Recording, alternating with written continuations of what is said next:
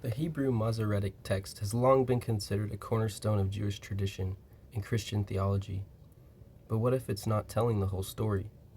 When compared to other ancient texts like the Greek Septuagint, the Samaritan Pentateuch, and even Flavius Josephus' writings, there are discrepancies that raise profound questions about history, spirituality, and human origins.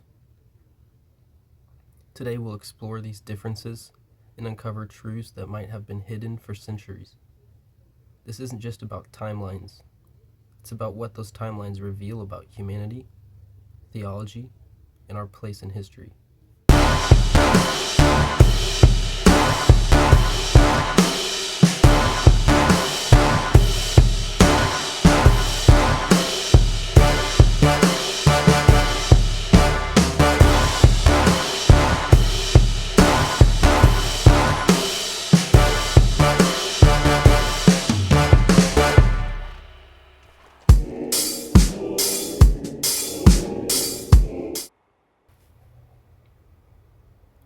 Working on the sample script, engaging with some humor.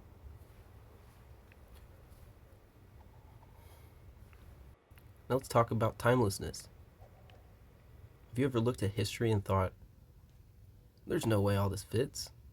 It's like trying to stuff 600 years into a carry-on suitcase. Spoiler, it doesn't work.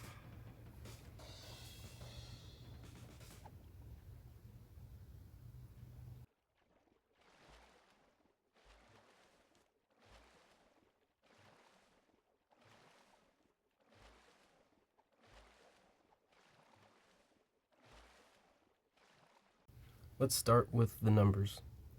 The Masoretic text compresses the lifespan of key biblical figures, patriarchs like Arphaxad, Shida, Eber, Peleg, and Sarah. The Masoretic text says Arphaxad was about 35 years old when he became a father. But the Septuagint and other sources say he was 135. That's a 100-year difference.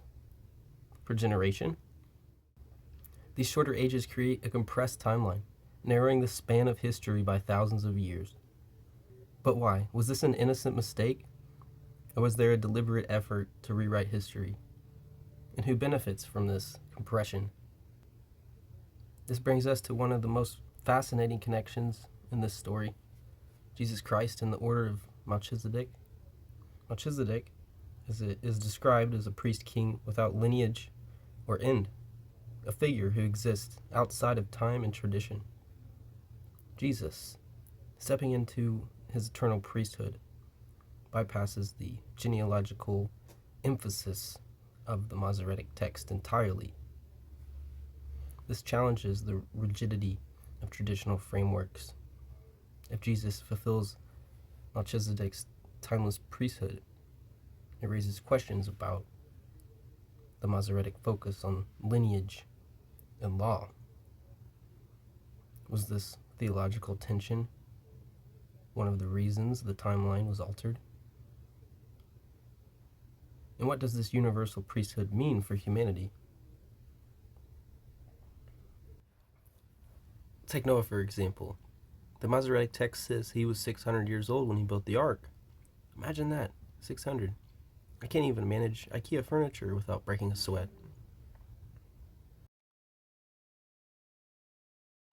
But here's where it gets interesting.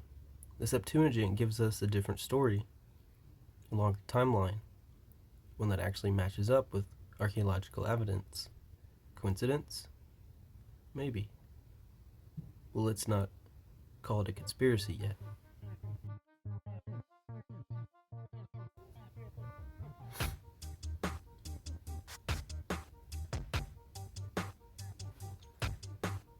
Now let's talk about Melchizedek. You know, the guy everyone forgets, but it's probably the most interesting character of this whole story. No lineage, no timeline, just timelessness. Like, literally. Imagine him showing up to a family reunion. Sorry, I don't do timelines. I'm eternal.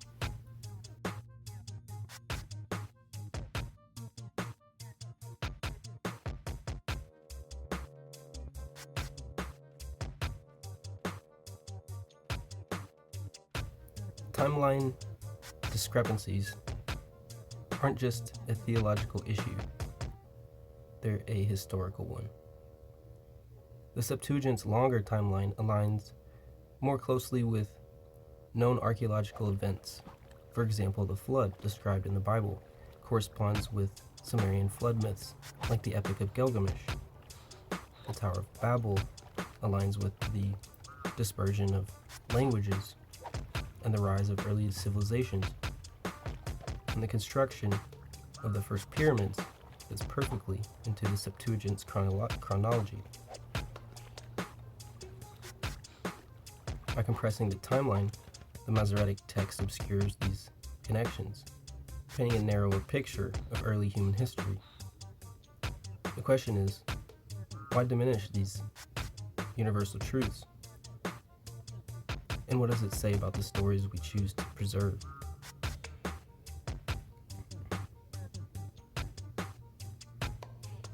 This isn't just about history or theology. It's about truth. The manipulation of timelines affects how we understand our origins, our spirituality, and our shared humanity. When history is compressed or rewritten, it suppresses authentic experiences and creates divisions instead of unity.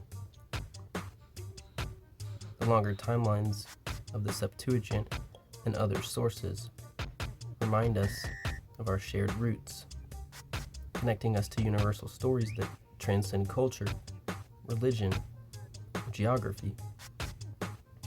This is about reclaiming the right to truth, fostering a deeper understanding of what it means to be human. This exploration isn't about discrediting one tradition or text.